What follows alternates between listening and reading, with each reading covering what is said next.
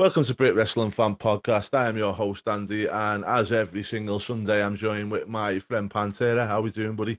What's up, man? How's it going? Another week filled with surprises and a lot of high points. So I'm looking forward to it. We're going to be reviewing WWE SummerSlam. We're going to be going over AEW Dynamite, and we're going to be going over AEW Rampage. We dove into that yesterday a little bit, and now we're going to really go into a fine-tooth comb, checking over everything. So back to you, Andy. Happy days. Well, I think we should always, you know what, let's start with Dynamite because I'm really trying to put off going over SummerSlam, but that's another part. So Dynamite, we had wasn't a bad show for me. You know, we're not going to go too much delve into detail with Dynamite. I thought it was always leading into what happens on Rampage. Good little show. We seen the final Labor of Jericho. And for me, the right outcome with MJF coming out on top. I thought it was very well done. The way that they set up for the crowd to sing Judas was just unbelievable. And I think, like, you know, I think we were talking yesterday about wrestling creating moments that they can put out there that the casual fan, as it were, will pick up on. You know, a little 1 minute clip you can put on Facebook or YouTube or whatever. And obviously, with that one, they knocked it out the park with the fans all singing Judas as Jericho made his entrance. But end of the day, I know Jericho was going off, but also I think for MJF's character and his future progression, it was a perfect way to end that feud for MJF coming out on top. What are your thoughts, mate? I'm assuming that that's the end of the feud. I hope so. I believe this has been stretched out to, where the Pinnacle and also the Inner Circle have, they could separate themselves now. It's done. It's a good way to end it. We talked about how there's certain veterans that love putting people over. One of those people was MJF, and you skyrocket this guy to the moon. With what happened on AEW Rampage, there are two opponents right there that I would love to see face each other. Actually, three. You have Jericho and somebody who made their debut on AEW Rampage, and then MJF also against that man. So there's a lot of different options there. It's always cool, and it's got to be kind of it's got to be significant to Tony Khan, though, because you had a lot of people. There's a lot of chanting in your footy, as you call it, and what we call it soccer. They always have those chants going on. So when you have people in unison singing Judas, it kind of reminds him of something that, in his eyes, is successful. So, and they definitely proved the point yesterday. And they proved the point on Wednesday.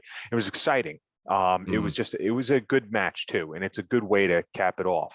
Especially that arm bar was definitely on the top of Jericho's list of 1,004 holds. So for him to get beat with it was just chef kiss on that one. Yeah, brilliant. And other bits and bobs on that show. Obviously, we've got the build up for Christian versus Kenny at AEW All Out, which could do pretty good. I'm not a massive fan of this feud. I just feel like Christian's being popped in there as a filler. I feel like he won the TNA championship to kind of give him more credibility in this feud, but I don't see him coming out on top at all on this, and I just feel like it's kind of a filler for Omega until he goes back with Hangman or wherever he goes next. I'm with you on that one.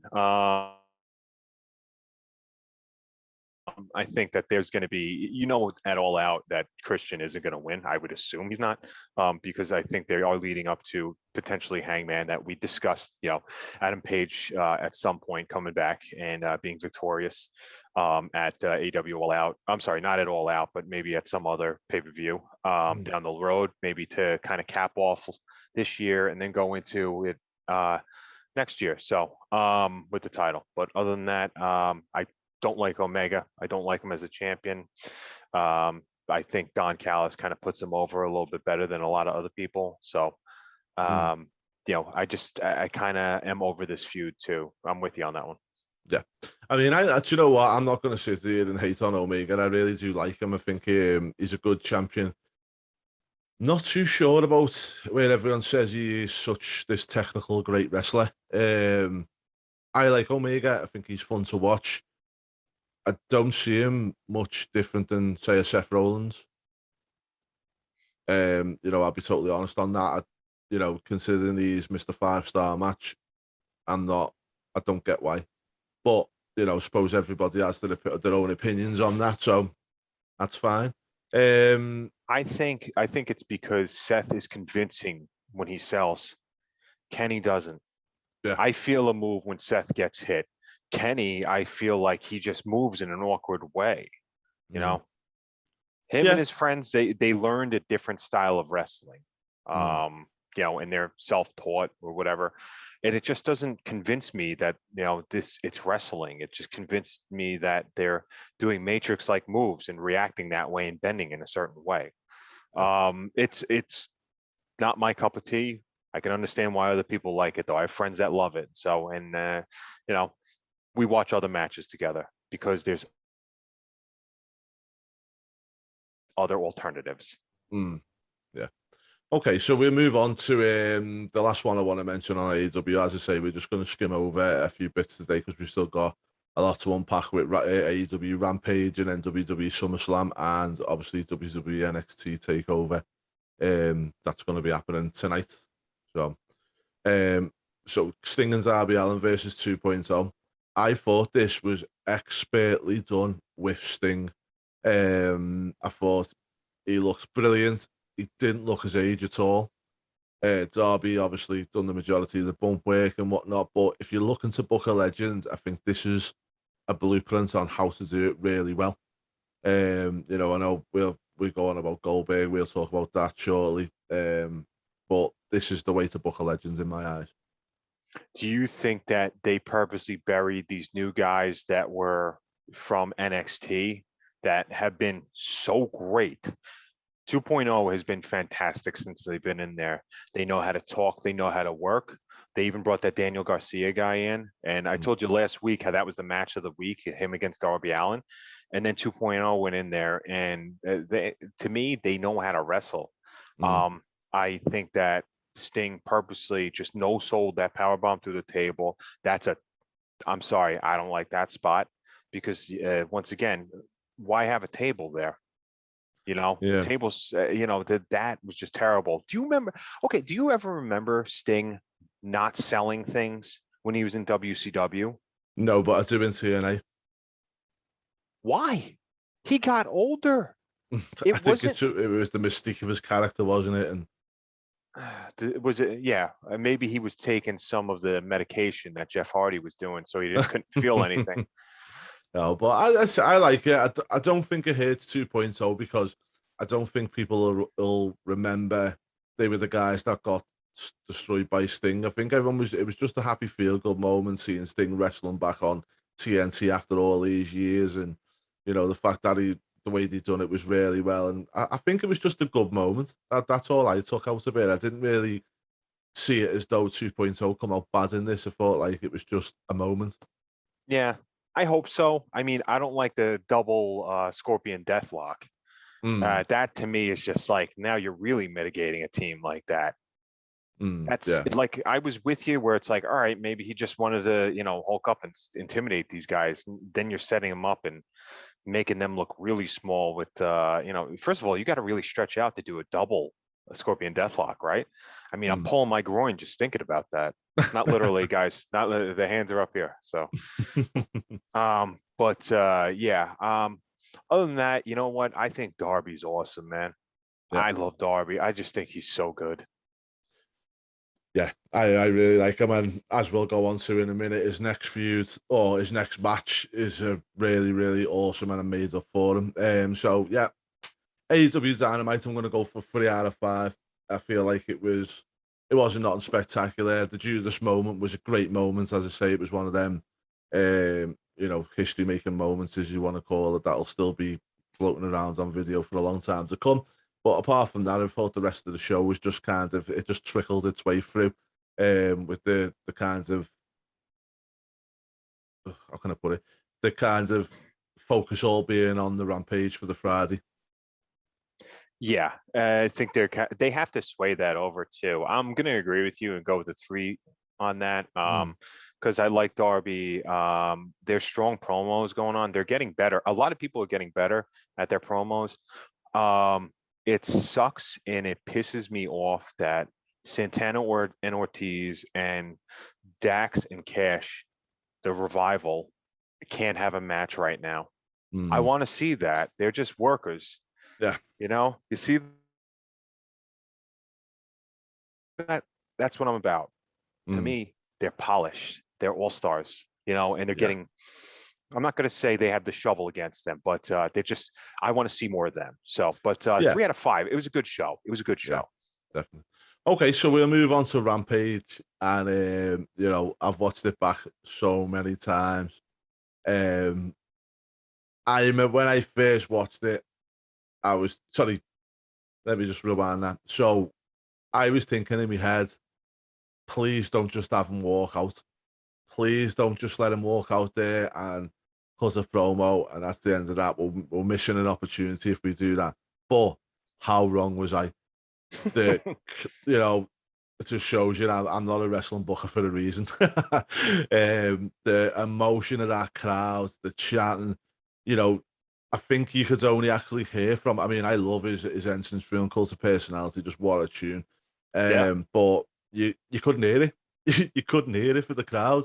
And I know people will say it's in Chicago and all the rest of that, but it was genuine emotion. I mean, we mentioned it yesterday. We won't spend too much time on this because we have done a video regarding Check the that out. Check that out, guys. yeah, It's definitely a great discussion. We want to see you guys interact with that. yeah, about what we've done for Punk and what's next for them, etc. But just like the way you come out, you can see him. And my worry was always with Punk is he coming back for the money? Now, I'd say we're in his first 5 steps of him coming out onto that stage. I looked and I was like, he's not here for money. The look, the emotion in his eyes, and he was so happy, and he was overawed by the whole situation, which is just amazing. And then he's hugging the crowd, and when he jumps at the crowd, and the crowd holds him up rather than let him fall, and then you know, and that ring walk took, I think, if I remember rightly, I checked it out this morning, and it was around about 14 minutes, which is why they cut to an ad break when he just got to the ring before he done his promo. And I remember thinking, oh no, why are they cutting to an ad break? And you could even hear the kind of the frightness in the the commentator's voice when he's saying, "We're just going to a break, don't go anywhere, we'll be right back." Yeah, I thought that was like really off-putting. Yeah. But do you sometimes you could just extend like they could cram in so many commercial breaks. We'll talk about where on AEW Rampage they could actually put those breaks, if you ask me. But Yeah. it was just really weird to set up. They've been doing that the past couple of weeks. They put the promo in, Mm, like they've gone to commercial right before a promo. They did that mm. with Christian and Jungle Boy and Luchasaurus last week too. Like Yeah. what? Yeah. I mean, I think with TNT they have a lot more say than say a USA Network or or Fox in the terms of where they put the commercials and stuff like that. Maybe I don't I know. think Fox. Probably not Fox, but Yeah, not Fox. Fox is just global, yeah. But I think they've got sorry, what I'm probably trying to say is they've got more of a personal relationship with Tony Khan than potentially WWE has with, say, your Foxes or your USA. You know what I mean? Obviously, I think it's all business with them lot, but it looks like TNT genuinely are throwing it behind AEW at the moment. Well, but now, not that we're executives of any sort of cable network, although I'm sure, I don't know your full background, but Mm. or where you interned, but do you think that when he said, look, TNT or TBS, I have this new show. First of all, I have a lot of money. Okay, these are the people I'm bringing in. I have Shivani with me. I have Sting, and he went down this list of old WCW people that drew money for them. Do you Mm. think that TNT said that gave them a nostalgia factor, and they said, sure, let's get them, but we need to put this many commercial breaks in, and then Tony probably said done at that point. Potentially, I mean, I think it's just a matter of it's a new show. I think with them is the time slots are always just going to have that kind of advertisements. But anyway, I don't want to spend too much time on the advertisements, but they come back from the ad break and Punk's in the ring, and he just delivered an absolute pristine, just what a promo. And I think I always say this in the fact of when you let a wrestler be himself or as close to himself as possible for the character, you always got the best work out of them. Just off the top of my head, Stone Cold Steve Austin. Everyone says his character was near, what he's like in real life. Shawn Michaels with the Heartbreak Kid character. The Game Triple H, obviously, is a bit more like his own persona, isn't it? And even to a lesser extent on the mid card, The Godfather. How many different gimmicks did he go through with Papa Shango and Kama the Fighting Machine, and then he was with the Nation, and until he got to the Godfather stage, that was when he really took off in my eyes anyway. But when you hear his story about the man Charles Wright, where he smokes his his stuff, and he used to own strip bars and stuff, the Godfather character and Charles Wright aren't too much. There's not much difference there. No.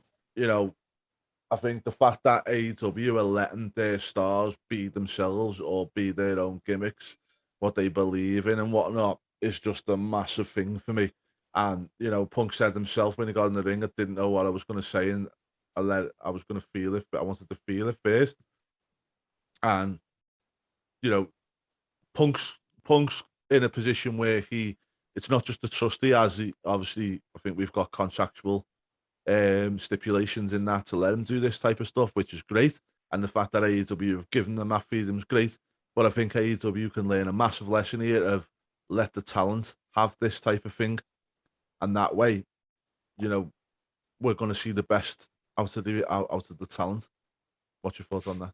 I agree. You were talking about Charles Wright. I automatically thought of like a really good RVD promo that he had, not because of the context we were talking about, but I remember, you're right, like what was it, One Night Stand in 2005, when he got that promo when he was hurt, and he was like how much it pissed him off, not being at that pay-per-view. We talked about it yesterday. AEW Rampage for the past couple of weeks has been there's been really, really high points, and their high point was a guy going out there, capturing a crowd, engulfing them. They ate up every word that he said, but it wasn't bullshit. No. Everything that he said was true and real. That bitterness about being in sports entertainment, not being in wrestling, but also sports entertainment. I think The Undertaker might have something to say about that. But I do believe that he is there for the people, loves performing for the people. He knows that his body's okay for it. It just, this motivates him. And when you have motivation and vengeance, it's a hell of a motivator, and it definitely entices you to be better. And this is something that he will be better at. I'm telling you, this is where, this story of, who's being better, as far as a federation or a company, now you kind of have some headway, but they have to listen to him. He's got ideas. They have to listen to him. This is what he is about.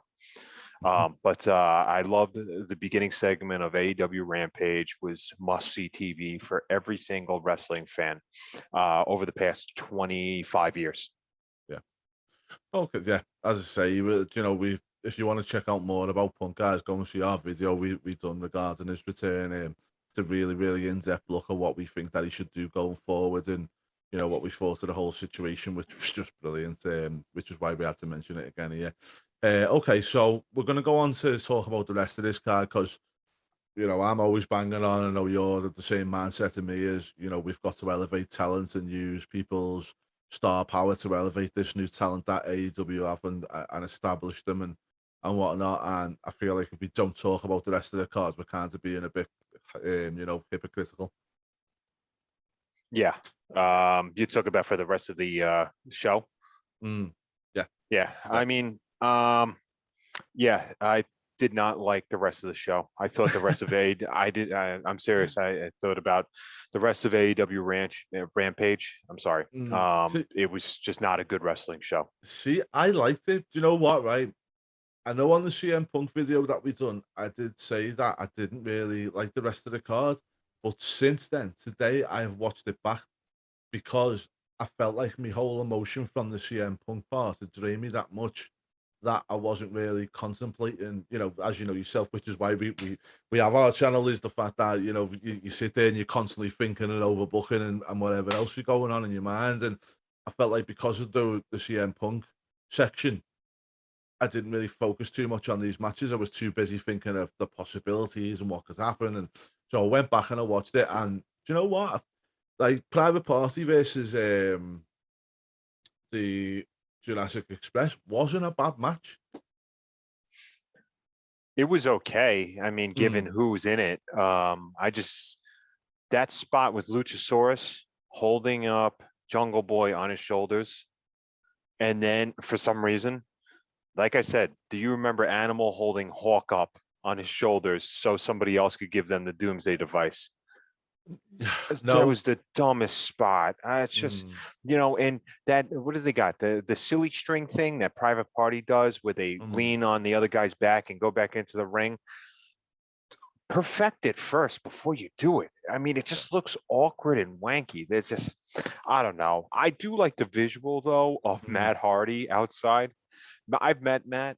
He's one of the nicest guys ever. I met him at the gym and he just didn't care. Like he would sit there and talk. And you know who was with him too and actually looked really good? Rebby. I couldn't believe it. And she was working out. I was like, who is that?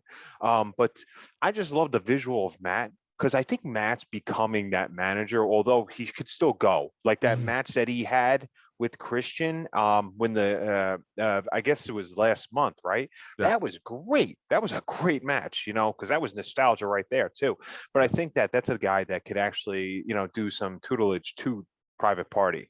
To me, I didn't like the match. I kind of knew the outcome because I can't really see Private Party still holding up on we beat the Young Bucks 2 years ago in this qualifier thing, But other than that, the right guys went over. Yeah. And then the final match, we had Jade Cargill versus Keelan Hogan. Didn't like the match. Keelan Hogan looked, she's made a debut. You know what I mean? I think. Yeah. And Jade looks great. Yeah, but if you're bringing in Keelan Hogan into this one and it's a first match, why would you put it against her and then have her squashed? I don't know. I saw somebody say on Twitter, and which is I shouldn't really base off this, but they said it was a bad take too. It was Kira is basically Sasha Banks. So that's why they did that. And I'm like, we're reading too much into this, guys. Yeah. Well, anyway, overall, I'm going to give this show 5 We got one stars. other match. We got one match. We got Moxley. Of course we do. And do you know what? I'm just going to stop you there, mate. Thanks for reminding me of this. You and I discussed this.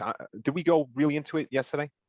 We went into it a little bit, yeah. And one thing I am going to say is, and it's the reason I forgot about this match, I have got it here on my notes, though, so apologies about that.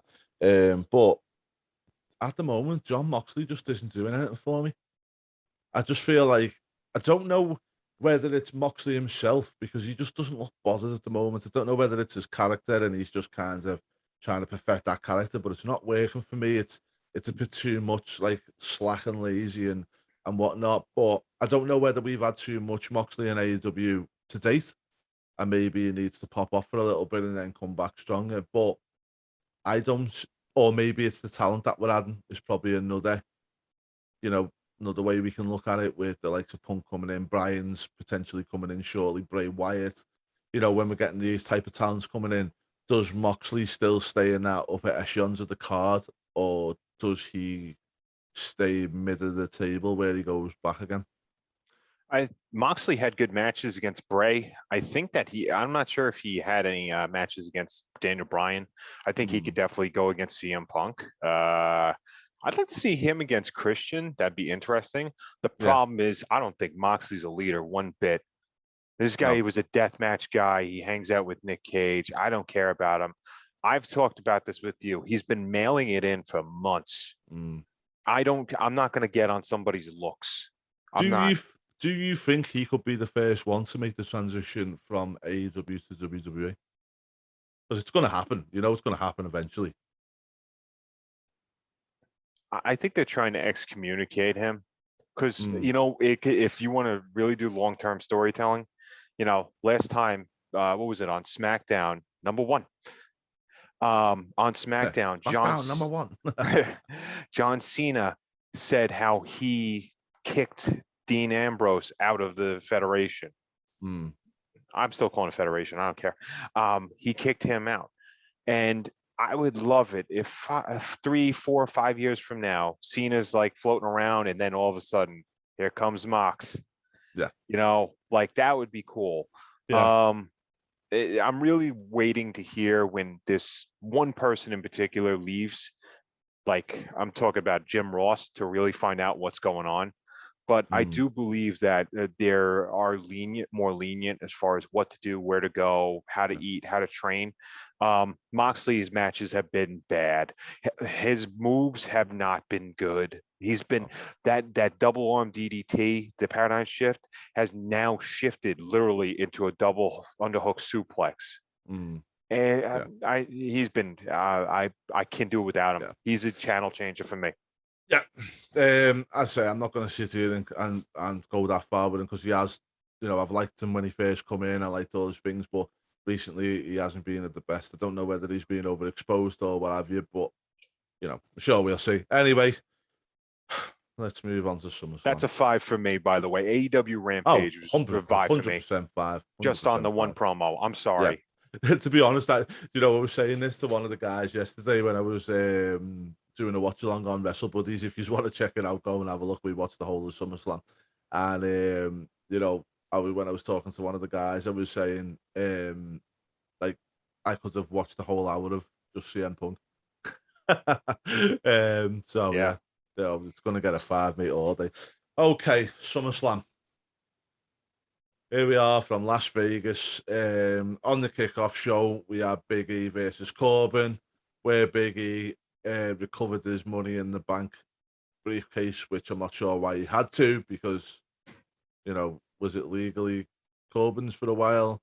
And if so, why didn't Corbin cash it in as soon as he got it so he didn't lose it again?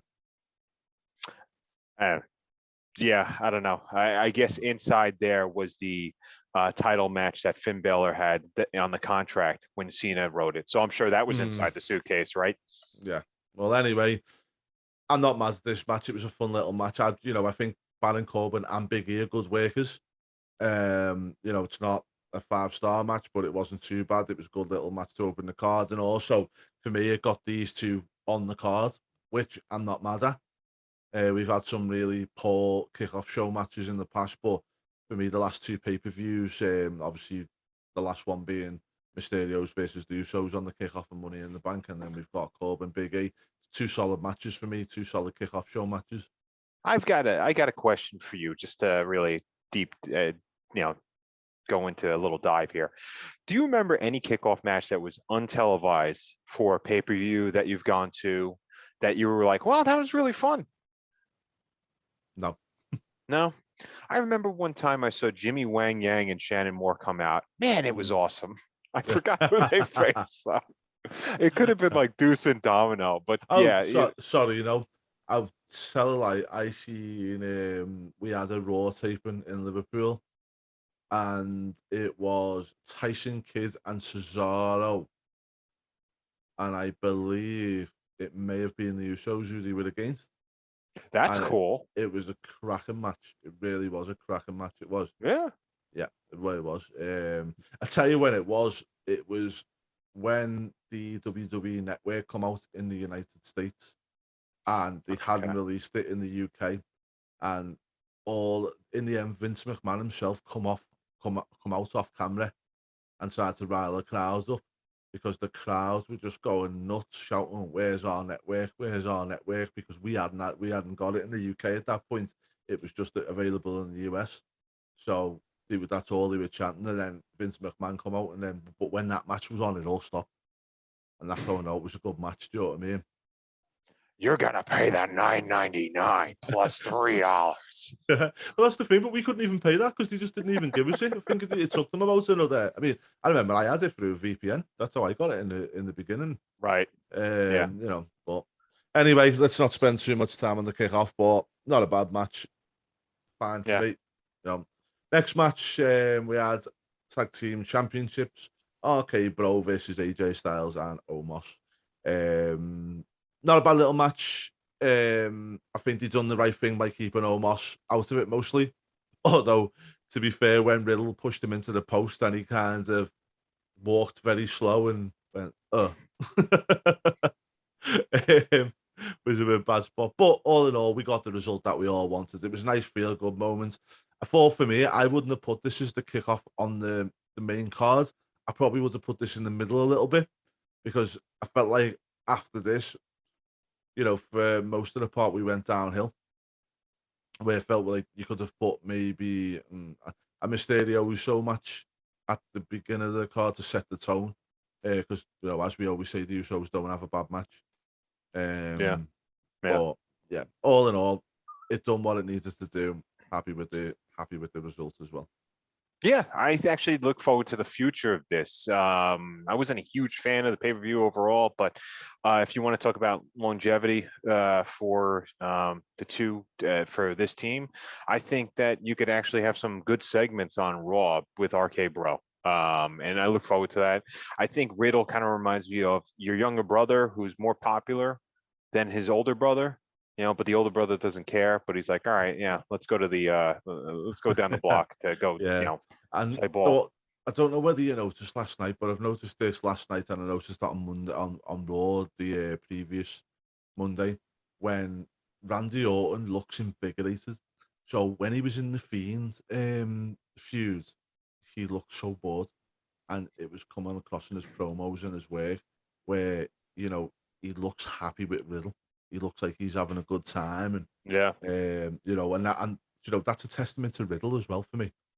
It's a testament of like Riddle's well thought of, and you know to get Randy Orton to work with is one thing, but to keep him, you know, interested in it and invigorated is probably the best word to use in the feud. Yeah, It's a big thing for me. fully agree. Absolutely. You know, when your talent is happy, you could just tell, especially when they're on TV, you know, which we will show later on this, how it's a total opposite too.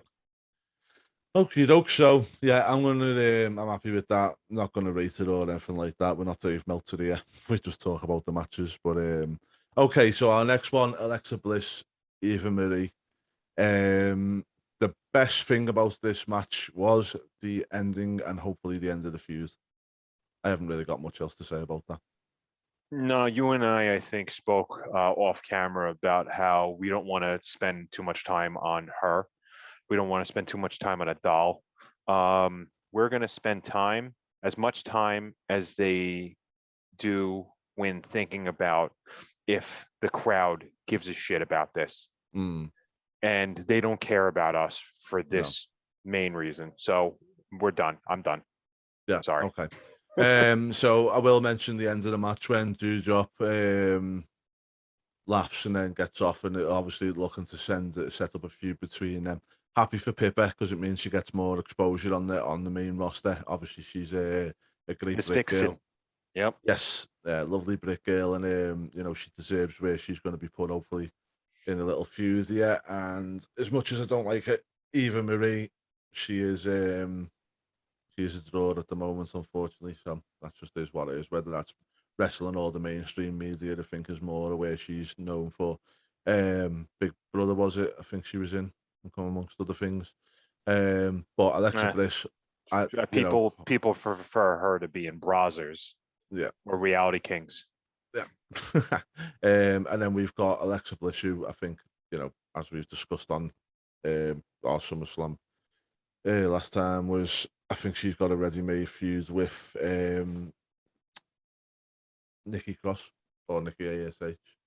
think that's perfect. Good versus evil battle, yada yada, goes. And it looks like it's WWE's cup of tea for that type of Yeah. thing. Yeah. I mean, now that there's no title in there, it'll be less. It'll be more. I'm not going to say believable. You know what? Continue. I don't even want to talk about her anymore. I really don't. It sucks too because she could have been something really good. And when she worked with Nia Jax a couple of years ago, that was cool.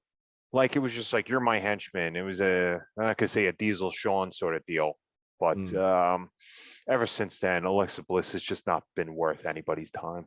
No, and I feel sorry for her because, as you say, she looks a great girl and she's a great worker, and it just needs to be better.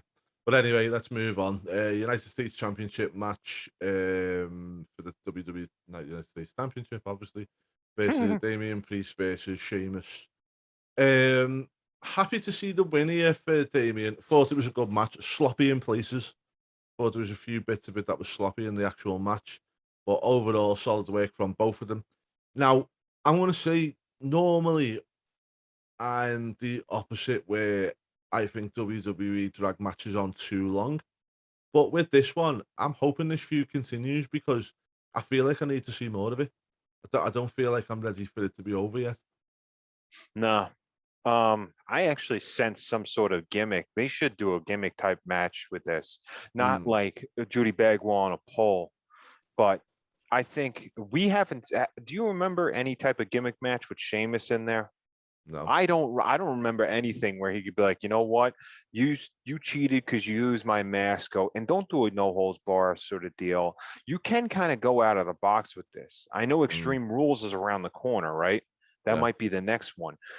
If they do that, something that kind of panhandles more into Sheamus's gimmick, then I think that this could actually, they could do something really well. And I love Priest get up yesterday. That it was awesome. His gear was great. He looks awesome. He's a star. And do you know what was interesting on this one was the fact that there was no gimmick matches on the card.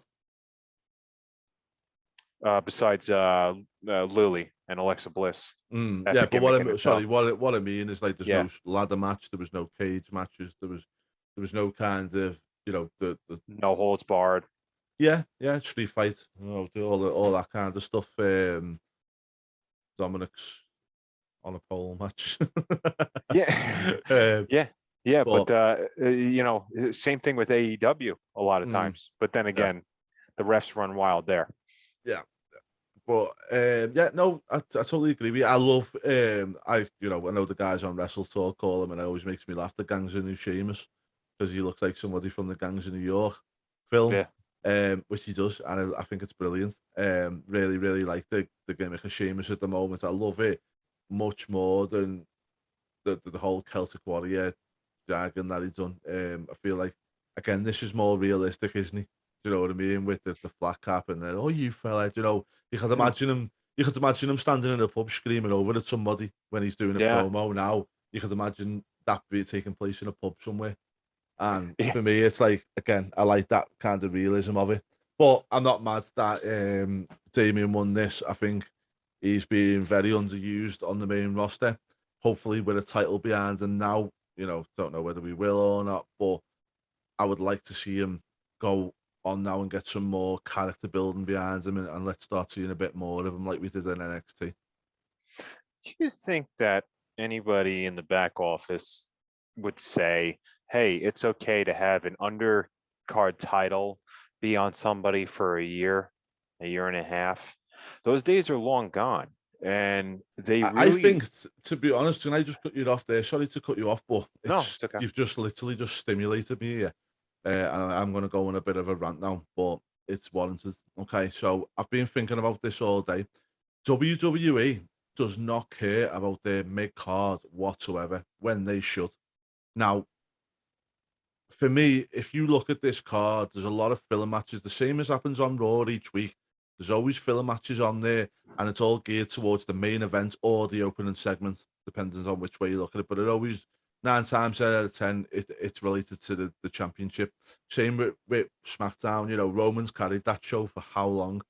Do you know what I mean? And if you look back to the Attitude Era, I know everyone always goes back and you want to see the glory days, but take away the, even in the Ruthless Aggression Era to a certain extent as well.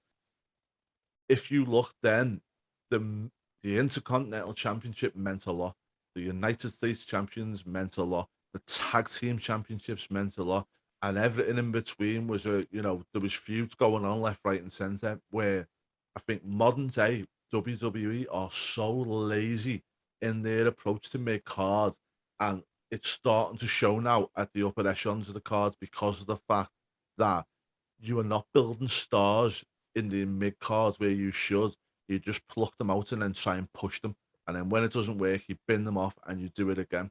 When realistically, if you build the mid card and build the stories and get the fans invested in somebody, and then somebody moves up the card, then you're going to see a lot better return because of that.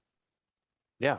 Yeah. This was a formula for success. Back then, an intercontinental title was just to see if somebody can hold on to a title and how they look with the belt, which could lead to a future as the champion, the flagship champion of Raw or SmackDown, or even prior to the brand split when you had 2 titles, 3 titles for everything, whatever. Yeah. It's okay to do that.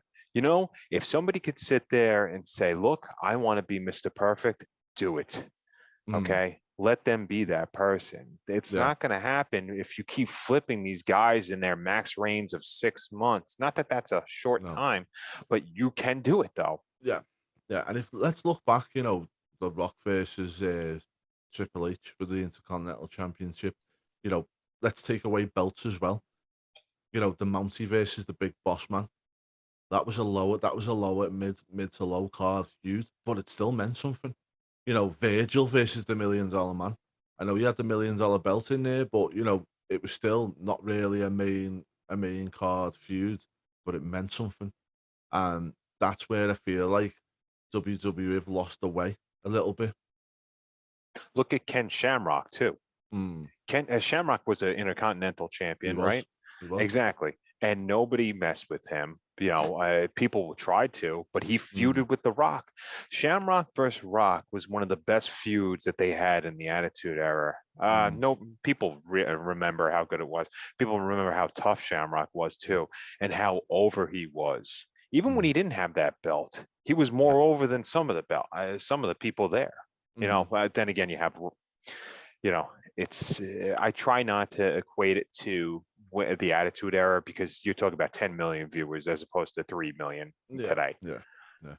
But I say you look at even in the Ruthless Aggression Era, when you're like the Straight Edge Society, you had Nexus, all these great talent and stuff like that, and it wasn't just directed at the main top of the card or at the title, as it were.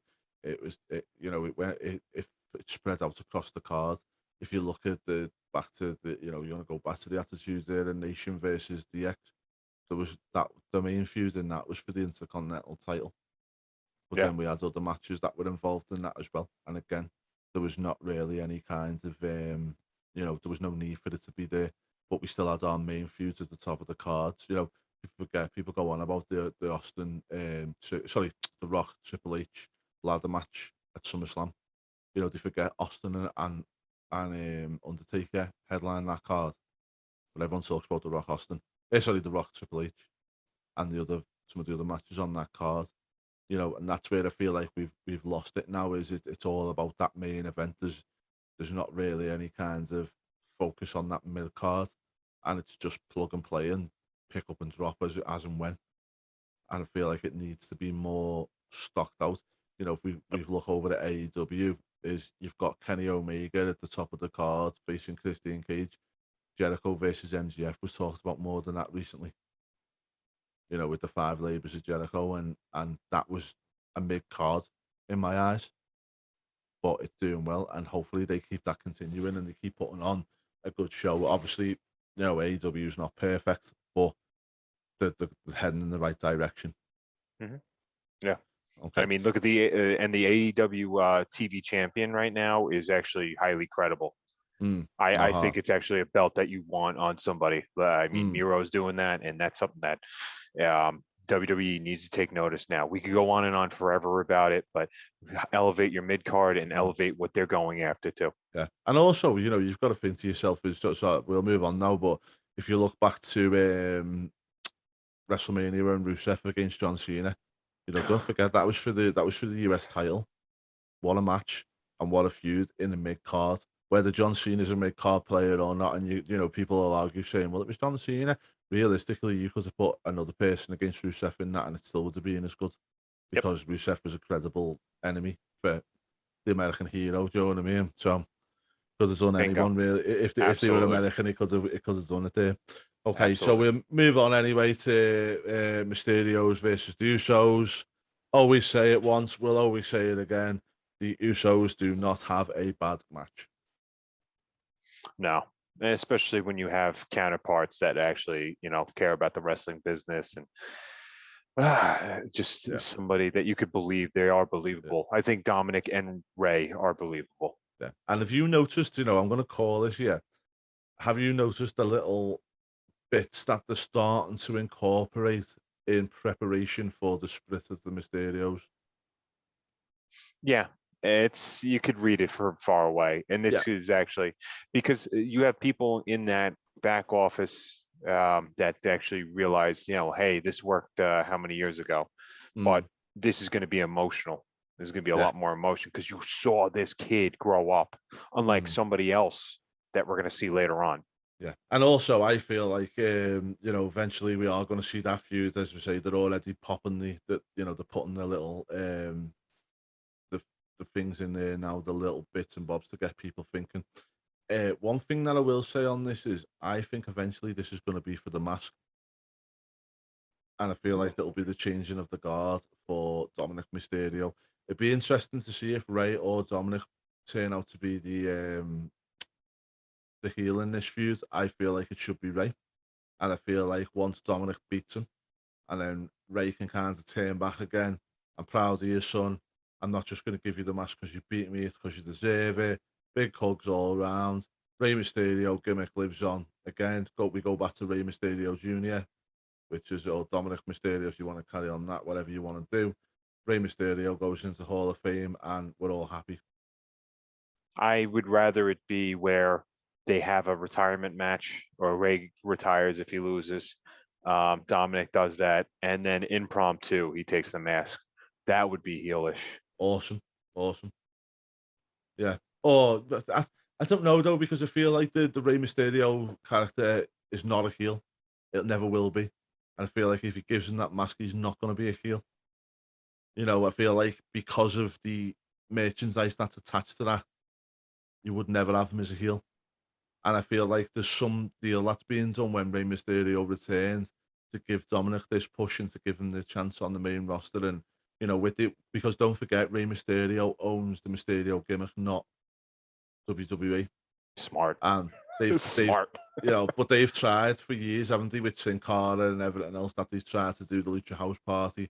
And, they never do as well with the merchandise as what Rey does. So I feel like that was probably some of the deal was, I'll come in, give them a healthy deal on the merchandise, probably the same deals they've got with most people. And then, but you've got to train my son and I'm start building him to take over this luchador mask because he's aren't having the character to give it to anyone. It's got to stay within my family and whatnot. You know what I mean? They definitely have a lot of deals because that's why Aaliyah Mysterio. What was the daughter's name? Yeah. That's why she was on there. That's why she was on there. It's like, all right, what are we doing here with that god awful gimmick that Murphy even said? He's like, this is the most awkward thing. He just came out and said that. I don't blame him. Yeah. Well, anyway, Mysterio's good match though. Good match. Good match. Mysterio's lost it. Usos with a win. Carry on the bloodline storyline. Feel like it needs the belts for that. So I did say that was going to happen. We did. I think we got them all right at this point, I think. Yeah, definitely. So we should go bet that in Vegas next time too. Yeah. Okay. So this next one, I did say this was going to happen. I don't know whether it was yesterday we were talking about this, and I said Becky Lynch was going to go for the SmackDown. Yeah, you were right. But in a nutshell, You wish you weren't. And I wish you weren't, to be honest. So, one thing I just want to get off my chest here, WWE should be investigated by the trading standards for advertising for Ofcom, in my eyes, because they pushed this match all through SmackDown, all through yesterday, and then they even had the gall to show a package for this match right before it was meant to happen, with Sasha Banks being involved. Now, if they knew, which is from all the reports, they knew 2 or 3 days before that this match wasn't going to go ahead, and they've done this a couple of times with certain things, is advertising something that's not going to be provided. And if I don't know, a Coca-Cola were advertising something on their product and they weren't able to deliver on it, there would be something, pushed back at them on this to say, what's going on here? Do you know what I mean? So why is that not the case with WWE? honestly, my opinion. Now, I'm not like some other people that speculate, oh, she's sick and she has COVID. There's some other people that very reputable people went on their show and said, oh, it's, they probably have something, which disgusts me because it's nobody else's business unless it's reported by the actual employer or by them, by Twitter, like what Keith Lee did about his health. Yeah. If that were the case, then why is Bianca Belair not sick too with COVID? Yeah. I truly believe that Sasha's in trouble. Only reason why I say that is she's being vocal about the anti-vax thing. She's Drake Wurtzing it up. Okay. Which I don't care. Teach their own. I don't care. We're not going to talk about that. But, because we shouldn't. It's everybody else's business. It's not our business. But everyone has an opinion. I do believe that she's in trouble with the office. What's that? Maybe. What'd you say? Everyone has their own opinions, don't they? So exactly. But I do believe that the only positive that can come from this is a Bianca Belair heel turn because she got screwed. Yeah. I think Becky's probably going to be the one that'll turn heel on this. I think they'll have to. So yeah, just anyway, in case anybody didn't watch it, obviously, Bianca Belair come out. It was announced that Sasha Banks couldn't participate in the contest, so they brought out Carmella as though Carmella was going to challenge Bianca for the title. Bianca looked all fed up. She's done a really good job of selling it, but I feel like she was fed up because she knew what was coming. So it probably wasn't hard for her to do that. Becky makes a return from nowhere. Big pop for it. Well done. And then after that, she comes in, beats up Carmella, which looked rubbish. The way that she attacked her looked really, really poor anyway. And then after that, she challenged Bianca to a match.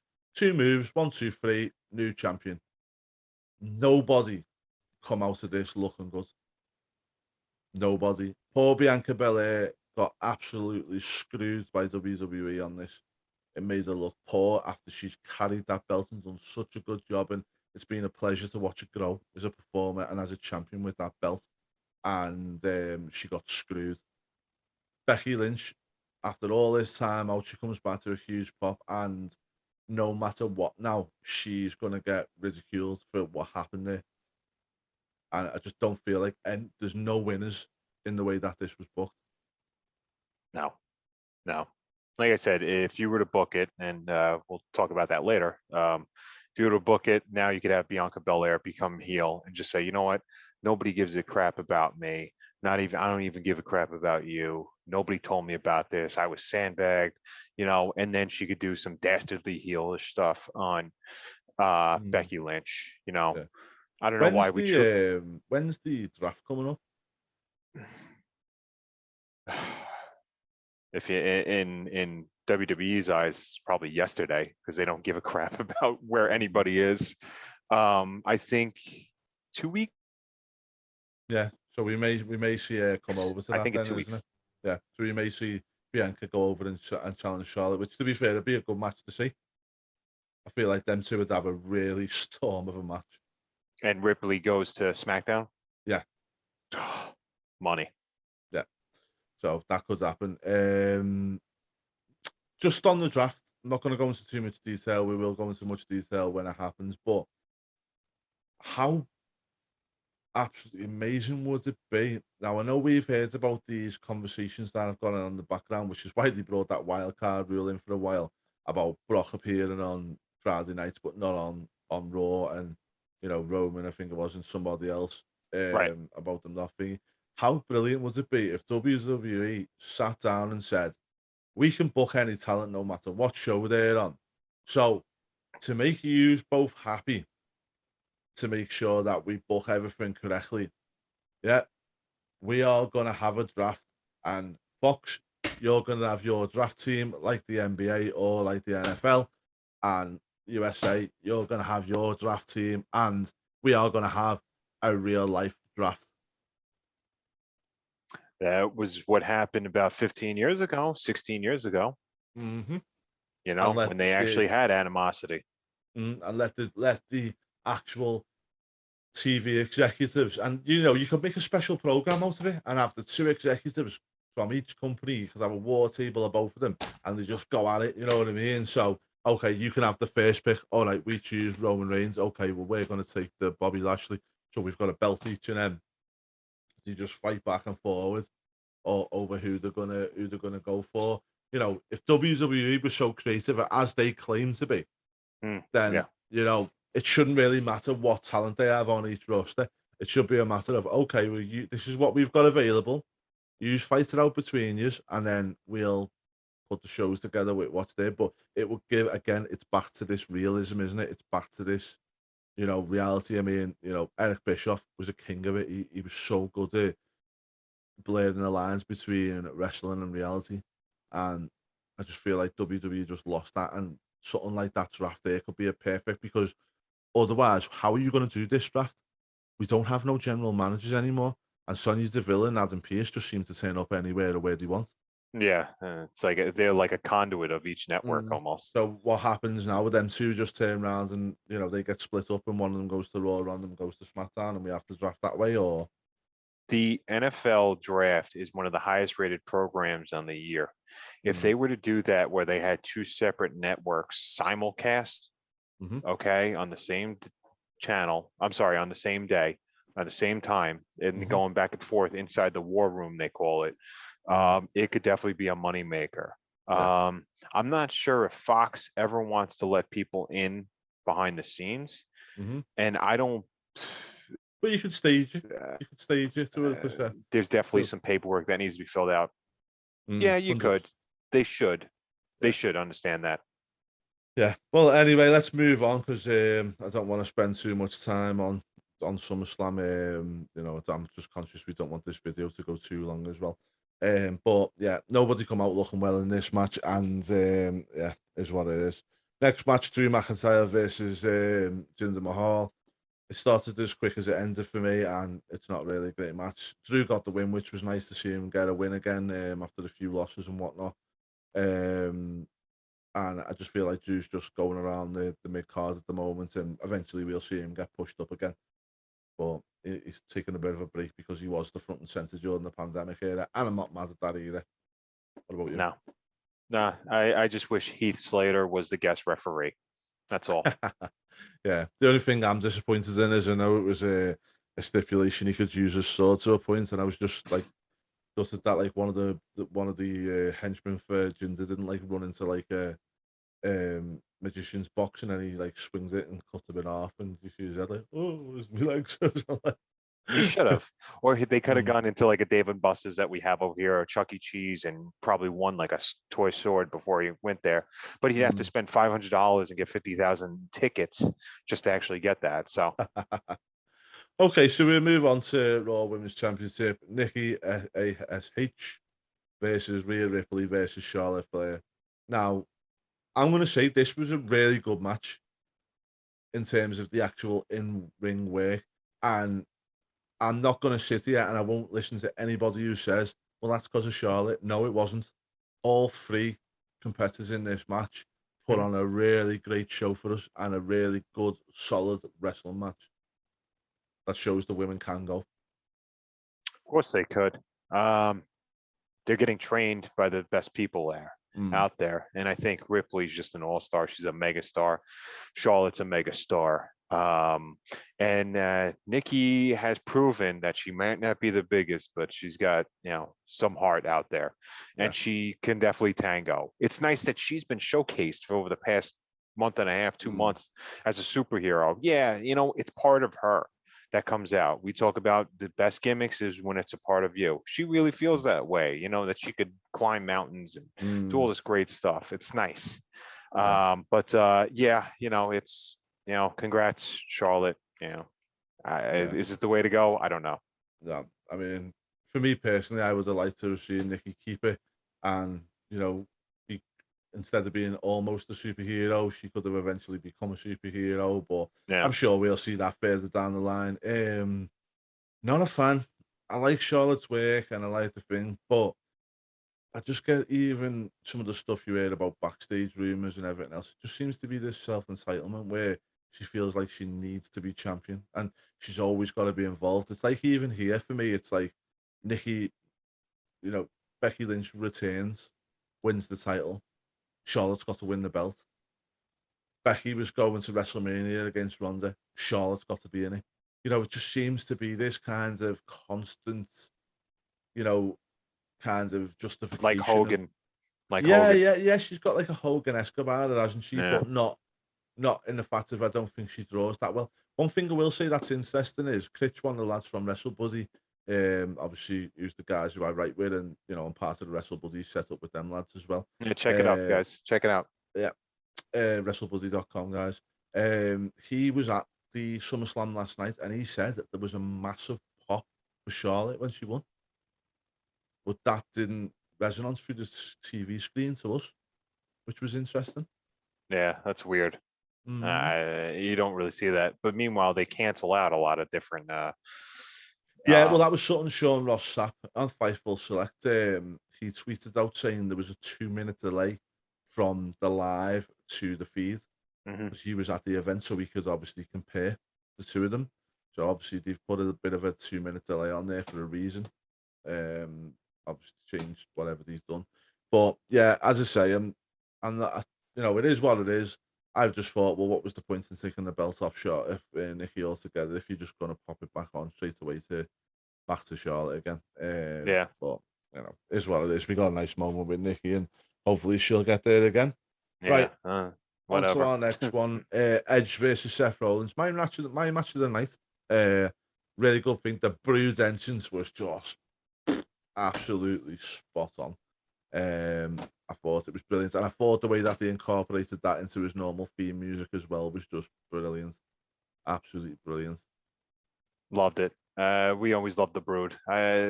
Just a huge pop for that. It's just awesome to see that. I love that smile that he always had too, with the sinister looking smile that he's got behind you. Well, I'd look out. He's right there. We called it. We said this was going to be the match of the night. Seth is your higher tier Kenny Omega. To me, Seth is just awesome. Everything he does is just smooth, flawless. And Edge is just a professional and a staple of the RA era, and he's just been incredible. And it's amazing to see what he's done. And also one thing that I'll say as well is like it shows you how Seth Rollins, how good Seth is when, for me, I think like him losing this match progresses their feud rather than puts an end to it. Because with Seth's character and the way he's developed it is him losing and going into a real, like throwing a wobbler really. But the fact I lost, and we could go again with this match at another point. It's probably one of the better mid-card matches, and I feel like you could look at this match to kind of look at how they can book mid-card feuds and how they can book them well. Does that make sense? I wouldn't call this mid-card though. I'd call it an upper tier feud. Just because it doesn't hit that top spot doesn't mean that these guys are mid-card. I would put that in the an upper tier type of Yeah. thing. It's like, you remember when Cena and JBL feuded after they didn't have the belt? Yeah. It's like that. I wouldn't consider, people could say whatever they want about Bradshaw, but he was one of the better heels out there, and I'll contest anybody that was 100%. that says that he wasn't, because people go, really, him? No, look at what he did. I mean, he was trying to get Eddie Guerrero deported. That's Do you know, I'll never forget when he's running about kicking people up the bum on up the arse, sorry, on the border, and he's going, "There's one of the little bastards," and he runs after them. he went there. I know. That, I mean, On the that's Texas border, wasn't he? yes, and that's top level heel stuff, man. And that's why they didn't have a belt involved, but that was an upper tier heel thing. Yeah. But again, look at the story that was behind that, and that's where I feel like we're missing on a lot of. Even if you look at some of the upper tier people, I still feel like we're missing that unless it's the championship match. Yeah. Okay, so we move on to Goldberg versus Bobby Lashley, a WWE Championship match. Poor, very poor, but I thought like they did manage the match well for Goldberg. I can't give them any kudos on anything. Once MVP hit him with that cane and he couldn't even sell that, it took him 3 seconds to register. I'm like, once again, why am I investing my time in something that they don't invest in us caring about? It's I don't care. Even like his spears nowadays look like he kind of runs and then falls into them. It doesn't look it's like a no forearm. power. It's like Lex Luger's forearm into their chest. Like, But yeah, poor. We're not going to spend too much time on this. Me personally, I know Goldberg's only contracted to 2 matches a year, as he's already told us. So we were expecting him not to win this one because of the fact that he's only contracted to 2 per year. But obviously, in the booking of this match, before they've come along, the Saudi Prince has requested Goldberg, as he always does. He likes to request wrestlers that are dead as well, from what I've heard. So Ultimate Warrior and Bulldog, as well as a few others. Andre, was another one I've heard. So we're probably going to see Goldberg at Crown Jewel or whatever it's going to be called in October. That's because Rick Rude wasn't available. Yeah. But obviously, so they're protecting Goldberg to get the most money out of Saudi on this one, aren't they? And obviously, Goldberg will go there because he's going to get what they like to call the Saudi money. Yeah, that's right. Something different than the contract, isn't it? But yeah. Mini Goldberg got a little slap off Bobby Lashley as well to obviously justify the setup for the Saudi fight, probably. Yeah, is what it is. Enjoy your blood money, pricks. Yeah. Okay, so we move on to main event: John Cena, Roman Reigns. I really enjoyed this match. I thought it was a really good match. Maybe one or two too many near falls, but overall, really solid match for the two of them. I loved it. You're right with the near fall thing. I think that Super Cena off the top, the Super FU or attitude adjustment off the top rope, it's still real to me, and it's still an FU. I think that should have been delayed more. I don't think you should have Reigns kick out of that. If he did, let Cena be crawling over slowly. You kind of have to milk that. We know that Reigns is an animal, but But yeah, good match. I didn't like the way they kept going back to the roll ups just over and over. I think that was one thing that was really frustrating. Yeah, we get it. It was only 1, 2, 3, but come on, there's no need for so many roll ups. One thing I will say is a positive in this match as well is obviously I said I liked the match fully, and I did. Was Roman Reigns' character work in this match was brilliant. So if you get a chance to go back and watch this, obviously we're not going to watch the whole card again, but you go back and watch this match. You can select it on Peacock or WWE Network. You can select it out as a match on its own. Just watch the little subtle facial expressions, and there's a bit where he turns out like smirks his teeth and kind of chuckles, and it's not like a over exaggerated chuckle. It's just a little movement of the mouth and a little smirk, and I just think he's just so good in this character. And In the beginning of the match, you saw it highlighted. uh, Absolutely. Like that's what you see, that yeah, emotions from, and he just yeah, mocking. He's yeah, mocking. It's great. yeah, yeah. And then after that, we seen the best part of the night was at the end, which I wish I would have just set me alarm for 10 minutes before the end and went to sleep and woke up. We seen the return of Brock Lesnar. Brony tail Brock. It's brony tail Brock. Brony tail Brock, yeah. Or the Viking Brock, as I like to call him now. Yeah. I think he might go into a faction with the Viking Raiders at this point. But really good to see him. We haven't seen Brock for a while now. They do say absence makes the heart go fonder. Me, what for one, I was marking out when he come back. I was made up. And I was, Paul Heyman's face was brilliant. yeah. That guy just knows how to emote as well. It's just awesome. He definitely taught Reigns on what to do and how to do it.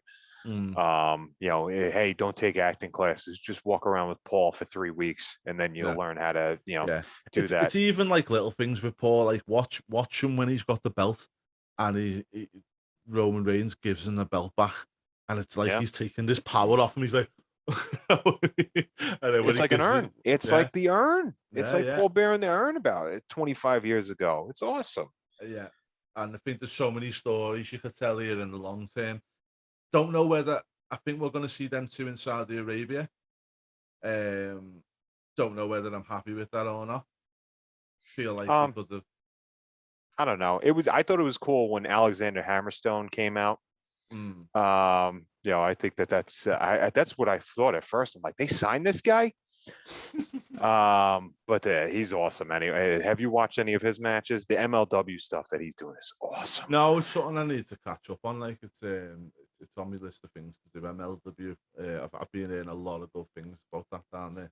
It's just a fun program. They're doing great. And there's a lot of recognizable faces too, and the Von Erich clan. But not to get too into it. But Brock does look like Hammerstone, and just seeing Brock Lesnar out there again, he's iconic. Do we call him an icon for wrestling right now? Would you consider him that? Yeah. I know that we had AEW fans saying that he was going to go there, or there was speculation about that. I believe now Brock wants to get paid. He's about the money, but Vince knows I'll always get him with my wallet. Yeah.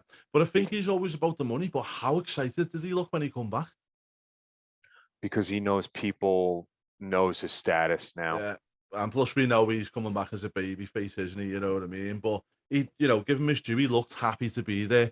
I've known Brock sometimes where he hasn't really looked too happy, but I think now he's in the perfect fit where he can come in and have these pops and stuff and then go away again. And he's not having to, he's not on the whole, daily grind as it is, you know what I mean? Well, speaking of perfect fit, did you see those 501s he had on? Mm-hmm. Those are nice jeans. Yeah. I'd never seen Brock Lesnar in jeans. Have you? No. And I like that. I thought the whole, the difference with his ponytail and stuff, which obviously I can't say nothing because I have one myself. There you go. Right. And then, and also with his jeans and everything else, I liked it was different than the old Brock we've seen. And obviously he's coming back as a baby face to feud with thing. My only concern is they're going to do it in Saudi, then they'll probably do it again in Survivor Series, and then obviously we're going to see The Rock probably come back at that point. I just feel like this should have been a WrestleMania match. So you're saying extend it and potentially have him, if they had him come out for the Rumble and win? Yeah. I mean, the thing is, I suppose you've always got that as well as the fact of something happens with The Rock and he can't participate. I mean, obviously it's still rumours. There's not been much confirmed about The Rock returning at some Survivor Series, but also that could go into a year-long program between Rock and thing, because I still feel like The Rock's going to have a match at Hollywood. I see that happening, whether it's a quick match at WrestleMania and then they do it again, they revisit it the year after. Because normally with The Rock, his last match, his last appearance come in 2 matches, didn't it? And I can see that happening again for his last ever one. And I think he's going to use it to get his daughter over as well this time round. But if I'm not mad at that. I feel like if let's just say fantasy booking dead quickly. Obviously, we're going to start doing shows on fantasy booking, but just as a very quick one, Roman Reigns manipulates his daughter, gets her to join the family bloodline with him, and it's a perfect way to get Simone on TV, show what she can do, gives them a female dynamic, which I've felt like Naomi would have filled, but she hasn't for whatever reason. And helps get the Rock's daughter over while the Rock give him what he gets, because let's face it, he's not just going to do it for money. And if he's got his daughter there, why would he not want to help his daughter out? Yeah, well, the same could be said about Goldberg and his son. Apart from his son's only 15 and he's not ready to be a wrestler yet. So it's so bizarre. Yeah, bizarre. Yeah. But I'm telling you, I think that, I think that now we're going to talk about ring psychology real quick for this. Ring psychology and regular psychology. I don't think anybody has the mind frame right now. I think everybody's just very, they want results yesterday. They don't want results. They want, people want things quickly. So I don't think we could wait for WrestleMania for things. I can personally, because we grew up with that, but fans today don't want a slow burn. No. Okay, right. So we'll move on very, very quickly to WWE NXT. I call it that because it's not the same as what it was. Hopefully, we're going to see NXT rebranded after this. I've heard it's going to recording for a few weeks, and it's going to get a logo change and everything else that goes alongside with it. But anyway, let's get over with this one. Adam Cole versus Kyle O'Reilly, 2 out of 3 falls. I believe Adam Cole will win this one, and we will potentially see him debut on Raw on Monday night. I'm going to go with Riley, and Cole will still debut. Okay. Karrion Kross versus Samoa Joe. NXT Championships potentially title change here, because I know Joe's only contracted to NXT. He's not contracted to the main roster. And I feel like Joe would be a good way of getting some more talent over. And it looks like he's going to stay down there. And he's obviously doing some backstage work and whatever else, as well as his on-screen role. So I'll go with Joe on this one. I'm going to go with Joe. Cross is being Cross up there. Whatever they're doing with him, that we'll get to at another point. Yeah. Walter versus Dragunov, NXT United Kingdom Championship. Match of the night for me. Always going to be a great match. Walter's just unbelievable. Dragunov is great as well. I see a title change here. I think Walter's had the belt for so long. I think we're going to see Walter now progress up to NXT main roster. And we will see him up there now. So I feel like a title change is inevitable. Obviously, with NXT UK starting back up again, we're going. We need the belt over here more, and I feel like Walter will probably spend more time in the US now. I'm going with Dragunov as well, but I'm also going to make a statement here where we're going to see Walter very sparingly on TV, and he will enter the Royal Rumble. Interesting, could happen. One thing I did want to mention as well is I know the furlough scheme in the UK is coming to an end, and there was a lot of speculation that because NXT wrestlers, UK wrestlers were on furlough, that they were going to look on winding up NXT UK. I can guarantee this is not the case now. As much as they've been promoting and stuff like that recently, also, which a lot of people didn't really know, is they have signed a sponsorship deal with a football/soccer team in the UK, Enfield Town, and they've got the NXT UK logo on their shirt for the coming season. So obviously, you look at that and you think to yourself, why would they shell out a sponsorship deal if they weren't planning on taking NXT UK seriously? So I think it's great news, though. Enter that premium. Yeah, and I'm going to buy that top because it looks fire with the NXT UK logo in the middle of it. So yeah, I'm going to get that top. Right above Edge. That's where you're going to put it, right? Yeah. I'll put it on him. Hey, honey, how do you like this? Then we got LA Knight, Cameron Grimes. Love the vignettes of it all this, but I'm over this feud. Cameron Grimes is going to win. Obviously, I think it's just a rerun of Virgil versus $1 Million Man back in the day. Obviously, we got to that point a bit differently, but yeah, same thing. And I think Grimes wins this one. I think they're both done with the feud. But Grimes is going to go over, and it's just fun. This was old school wrestling. Cameron Grimes is old school. I love it. That crossbody that he does, I tried to watch that 3 or 4 times. How do you coordinate that? Yeah. That's where they flip in and out. That's awesome. Boss. Okay, last match on the card. I know we've only done this briefly, but I just wanted to get some predictions on this. We can discuss this probably further next week. Raquel Gonzalez versus Dakota Kai, for me, has to be a title change. I think Dakota deserves to have that championship win. I feel like it's a good end to this feud. And also, to be honest, I feel like Raquel, if you look at the Bianca Belair and your Charlotte Flairs and stuff, she would fit in nicely with them at the moment. Rhea Ripley, I'd love to see her have a feud with Rhea Ripley. Or, as I say, her and Charlotte, I think could go well together because of the style, the size of them both. I think it'd be a good match. If this is the final match, I'm making a really bold prediction here. If this is the final match, we see Kai win, but that's because Tessa Blanchard comes in. Interesting. Or Frankie Monet, maybe. Monet's got this low card thing going on here. Unless she does recruit, or I don't know what that whole situation is. Yeah. She should be elevated too. She looks like a freaking all-star though, doesn't she? She does, and I think she'll do well eventually. But at the moment, she's just is where she is, and you know what NXT is like. We see them up and down all the time. So, yep. But apart from that, mate, just a couple of little points I wanted to say as well. I seen an interview with Ariel Helwani with Nick Khan, believe it or not, which is very, very interesting, about obviously the cuts in WWE at the moment and stuff like that. And he was like, you know, if I make the decision, I'll stand by it, yada, yada, yada. But he did make an interesting point and say, but what everyone's got to realize, because like he was saying, Ariel asked him about the cuts, saying, you know, was you involved? And he goes, well, there's a committee of us, myself, Bruce Pritchard and stuff. And then he said, what everyone needs to remember, there's one guy that's at the top here, obviously Vince McMahon. And he made it very clear on that point. So interesting point on that. But definitely go and check it out, guys. I think we'll discuss that in more detail next week. I haven't had a chance to go through it all. And another thing as well is I just want to say a big shout out to my dad. My camera broke the other day, and he went and got me a new camera. He's one of our biggest supporters, and I know he hasn't been well recently. So love you, Dad. I hope you feel better soon, mate. And thanks for your support. Thanks for the support with all the channel and stuff, Dad. And you know, get well soon, mate. There's one other thing, and thank you, Papa Donnelly.